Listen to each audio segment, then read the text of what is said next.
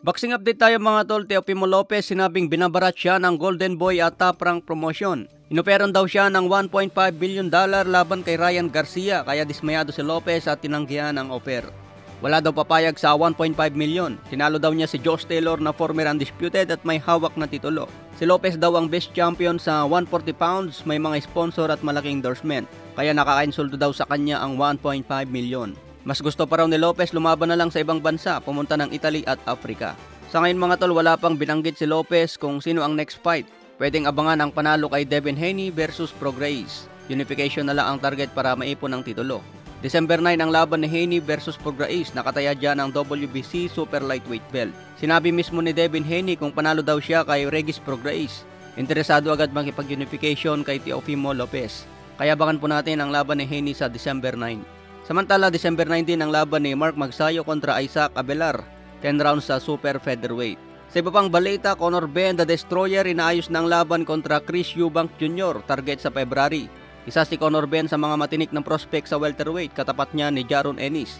May lakas at bilis si Conor Benn kaya hindi madaling laban para kay Ennis. Matatandaan po natin na hinamon ni Conor Benn itong si Ennis. Kung wala daw gustong pumalag kay Jaron Ennis, nakahanda itong si Conor Benn. Gusto agawin ang IBF belt. May kartada si Conor Benn ngayon na 22 wins, 14 KOs, walang talo. Sa iba pang balita, Vasily Lomachenko versus George Kambosos, malapit na raw ma-finalize. Target sa April at gaganapin sa baluarte ni Kambosos sa Australia.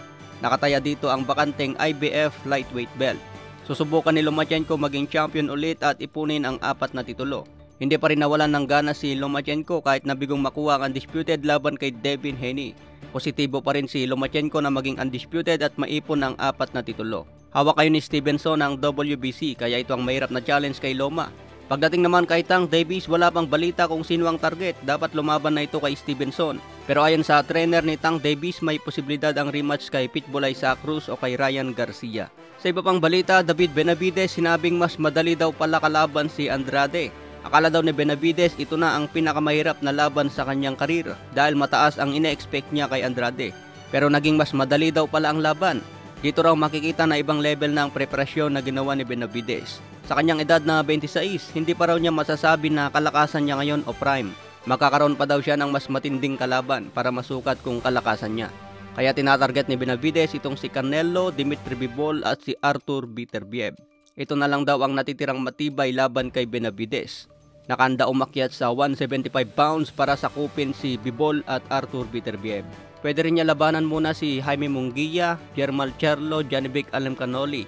Kung aakyat ito sa super middleweight, pwedeng sagupain ni Benavides. Kaya maraming milyon pa ang kikitain ni Benavides hanggang magretiro.